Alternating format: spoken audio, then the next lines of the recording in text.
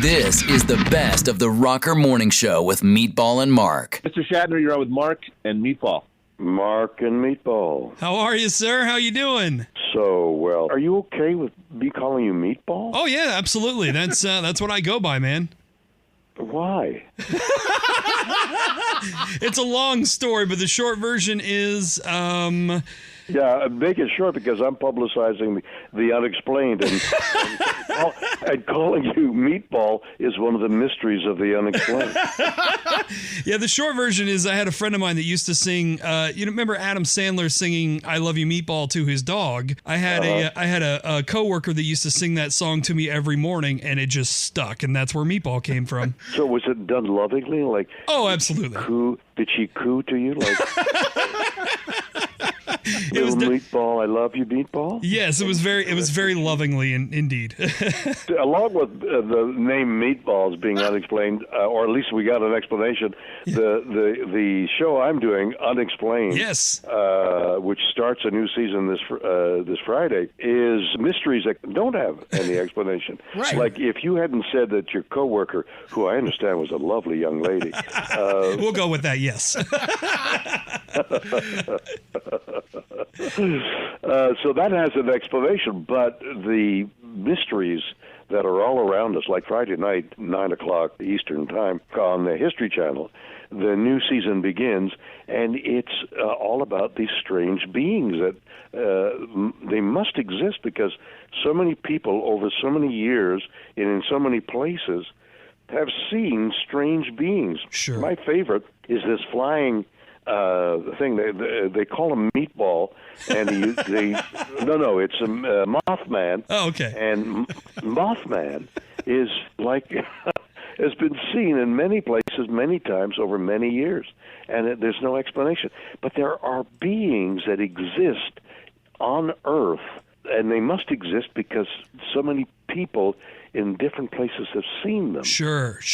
And there's no explanation for who and what they are. That was one of the most intriguing episodes that I've seen. And as executive producer of the show, is this something that you wanted to do, that you had a passion for a long time? Well, I have suggested many shows that I read a lot and both current stuff, newspapers and stuff, and books. And so over the years, I've suggested subjects. I don't think this was one, but there are some things that we're talking about right now that are mysterious, that I've uncovered by reading, that they will dramatize. We've got an order for next season for 40 hours. That's how popular the show is. So we'll be making 40 more hours of mysterious things that human beings have looked at, wondered about, and never had an explanation to. Sure. It's not all monsters and things of that nature. You also talk about some stuff throughout history, too. One of the more intriguing ones, I think, is on this coming season, Jack the Ripper. You covered Jack the Ripper? I'm glad you said that, because that's the one that has probably intrigued me the most. Okay. This individual who killed several women in the 1800s, the criminal was the hottest thing in London, and everybody was talking about it. And London was fearful for so many years, and he was never caught. But there have been various people who've come and gone that might have been Jack the Ripper. Yeah. One was an American who came into town and left town. It's just a really big mystery as to who Jack the Ripper was, and I found it incredibly intriguing. In fact, on one show we might do 2 or 3 mysteries. Jack the Ripper occupies one whole show. Wow. Because the mystery around the individual who was Jack the Ripper is so mysterious. Now, I know there were different theories as to who Jack the Ripper was. Did you come out of that episode with your own theory? No. The thing about our show is we offer a number of explanations about the possibility of what's going on there, but nobody knows exactly for sure. Sure. I mean, there was an American, I've forgotten his name, who was in London at the time. We had every reason to think it was him, and then came back to America. Yeah.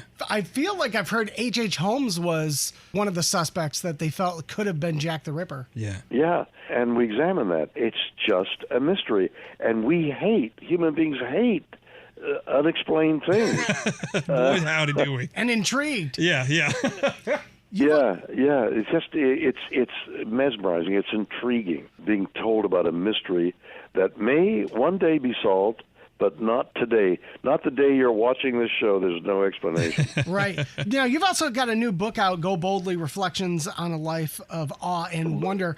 And Boldly go, yes. You've spoken Go about boldly is the right way of saying it. Oh, right. Go boldly.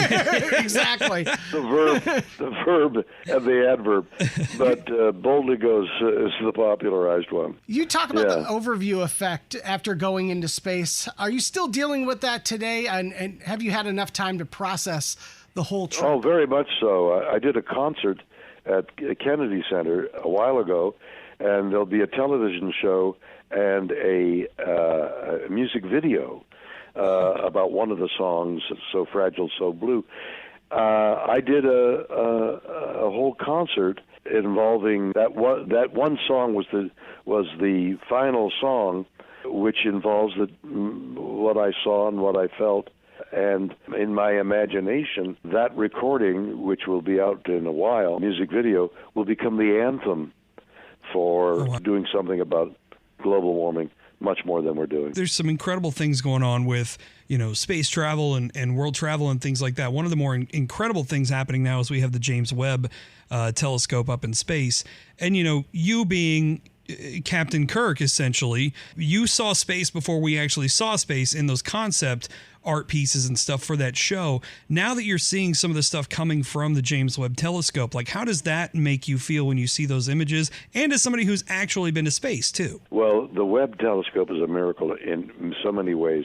It's parked in a place that's like the gravity forces are not as severe as elsewhere, like a little ebb of gravity. Yeah. It is infrared. It's seeing things that have never been seen before. It's seeing beyond the 13.8 billion years that the Hubble established. I mean, the Webb telescope is a miracle in itself. How they found out where to park it. Yeah. A meteorite hit one of the mirrors the moment it opened up, but apparently not after that. I mean, it's just the mystery of the Webb telescope needs to be explained as well. Because although we built it, the things that it's doing and seeing, the principles that it's examining are mysterious. Just slowly peeling back that unexplained journey into space, right? Einstein said it's spooky out there, and it is. It's spooky. Unexplained things happening. Unexplained things in the small quantum process is spooky. You're right. Everything around us. Yeah. Everything around us is a mystery. You've always maintained a high level of confidence and a high level of output as well at 91 with the show, with doing the spoken word singing and the acting and writing as an astronaut. What was the initial spark that said, this is who I am and this is what I'm going to do with my life? I envy the people that I've heard about that have done that. Like, this is what I'm going to do. Sure. I knew I was going to be an actor, but I just blundered on. I mean, well, people who say I'm doing a career move, like they know what they're doing. I have no idea. I just, follow the meatball. That's the best way to do it. I mean, I'm literally just a meatball rolling downhill in my career. I don't know what's ahead of me, but I'm going to get there. You know what I mean? Exactly. You're going to get there. You're going to reach the bottom of the hill, and you'll die. Right. And that's it. Beautiful. Thank you so much for having me. Live weekday mornings from 6 to 10 and on demand in the Rocker app. It's the best of the Rocker Morning Show on 107.7 RKR.